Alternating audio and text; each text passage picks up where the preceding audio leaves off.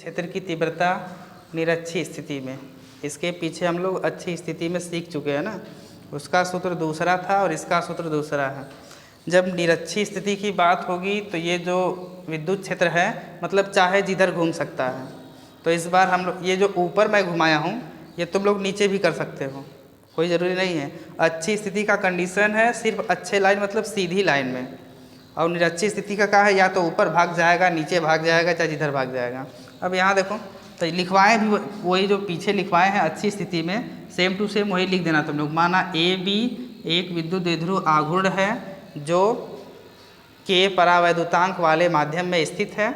इसके मध्य बिंदु O से R मीटर की दूरी पर कोई बिंदु क्या स्थित है, P स्थित है, और इसी P पर हम लोगों को विद्युत क्षेत्र की तीव्रता ज्ञात करनी है ना। तो यहाँ देखो लिखा हूँ, इसमें घटक दो बन रहे हैं, एक क्षैतिज घटक और एक ऊर्ध्वाधर घटक। ऊर्ध्वाधर घटक में साइन थीटा होता है जो अपना निरस्त हो जाएगा, क्योंकि ये लाइन कहाँ तक जाएगी किसी को पता है नहीं, खींचते चले जाओ खींचते चले जाओ। और जो ये क्षैतिज घटक है इसमें कास थीटा बनेगा, तो हो जाएगा E बराबर E1 cos theta plus E2 cos theta. ये लाइन हल्का से याद कर लेना और अच्छा रहेगा। मतलब E बराबर क्या बनावे E1 कास थीटा और प्लस E2 कास थीटा। ये हम लोग देखो हाई कहाँ से निकालेंगे, ये सवाल में हाई R पता है। देखो एक त्रिभुज बन रहा है, त्रिभुज कैसे बना है, त्रिभुज बना POA में, ऐसे देखो त्रिभुज बन रहा है। ये बेचारा P हो गया, ये A और ये क्या हो गया A। हाई R हो, हाई नीचवा L हो, ये इसको हिंदी में कर्ड कहते हैं।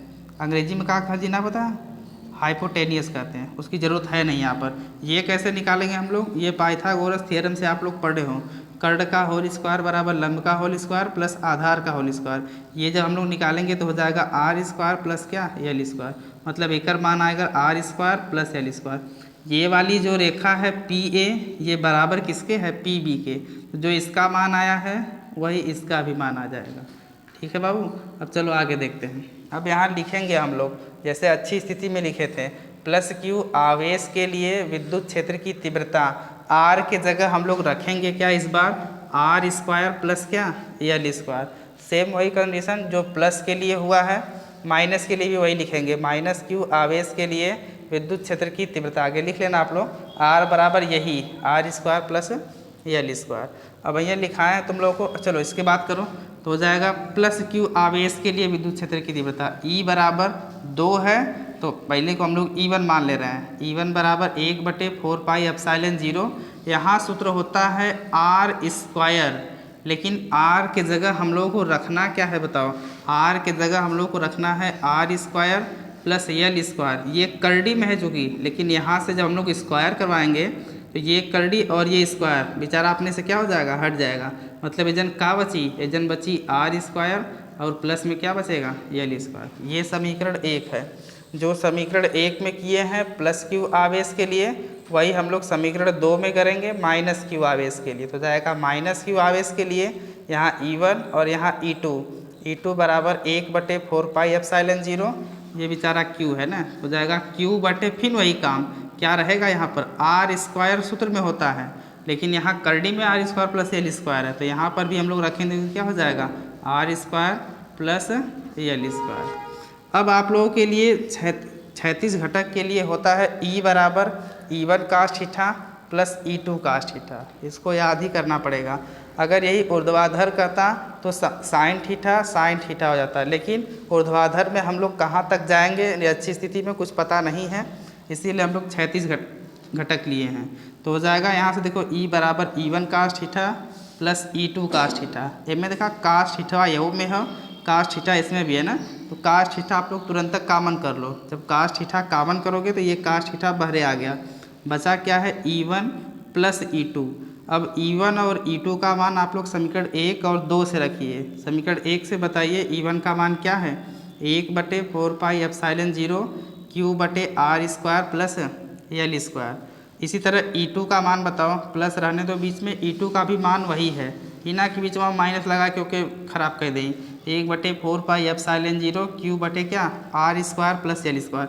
ये चीज़ें देखो 2 बार है, एक बार यहाँ पर है यही चीज़ है, देखो यही चीज़ यहाँ पर भी एक बार है और यही चीज़ यहाँ पर भी एक बार है, मतलब 2 बार चीज़ है, तो आगे हम लोग 2 लगा लेंगे, जोड़ देंगे आपस में, ये 2 हो जाएगा। ये हो जाएगा 2 गुणे 1/4 पाई एप्सिलॉन 0 Q बटे आर स्क्वायर प्लस क्या यल स्क्वायर। यहाँ से मैं आप लोगों को दोबारा बता रहा हूँ, यहाँ दिख नहीं रहा होगा, यहीं से दिक्कत भी है तुम लोगों को। चलो यहाँ देखो, बहुत ध्यान से देखना तब आएगा। चलो बताओ, है देखो ये दू है, ये क्यू है और ये यल है, इस सभी को एक साथ ले लो तो बताओ क्या हो जाएगा। ये हो जाएगा 2Q और क्या हो जाएगा यल।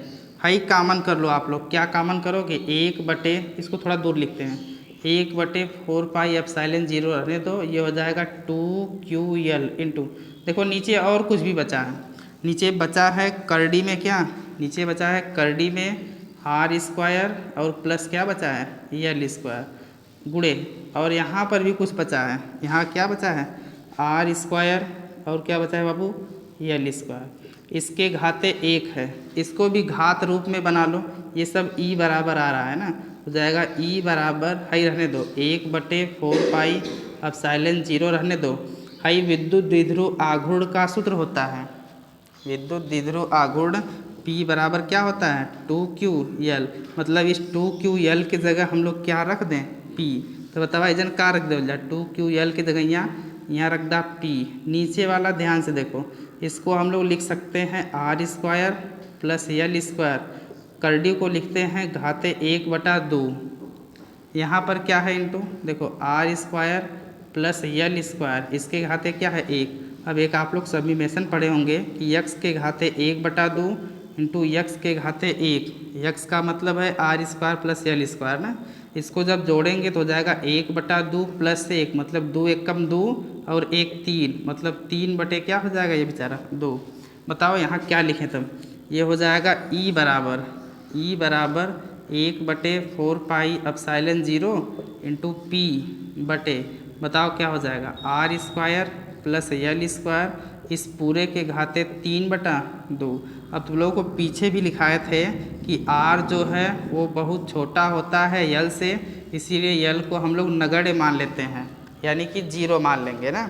जब यल की जगह 0 रखेंगे तो बताओ क्या हो जाएगा, ये हो जाएगा E बराबर 1/4 pi epsilon 0 into high P रहने दो बाबू, नीचे बताओ ये यल 0 हो गया है, मतलब यहाँ बचा है R स्क्वायर के घाते 3/2, ये 2 से ये 2 कैंसिल, अब क्या बचा है E बराबर 1/4 पाई एप्सिलॉन 0 इंटू ये P रहने दो, नीचे क्या बचा है R के घाते 3। ये रहा आप लोगों का निरक्षीय स्थिति में विद्युत क्षेत्र की तीव्रता का सूत्र। मेन कहाँ समझना है तुम लोगों को, मेन समझना है यही जगह, ये जो O से R मीटर की दूरी पर कोई बिंदु P है और ये पूरी लंबाई 2L होती है, हम लोग L बांट लेते हैं। ये जो नीचे का है ये आधार है, ये देखो त्रिभुज ऐसे बन रहा था, दिखाया नहीं, यहाँ नीचे भी बताया था, तो ये वाला त्रिभुज में पहले इसका मान निकालेंगे, अगर ये मान निकला तो जो इतना है वही बराबर किसके हैं इसके, इसी तरह हम लोग निकाल लेंगे। ये निरक्षीय स्थिति के लिए सूत्र है, इसके पीछे हम लोग अच्छी स्थिति के लिए सूत्र बताए थे।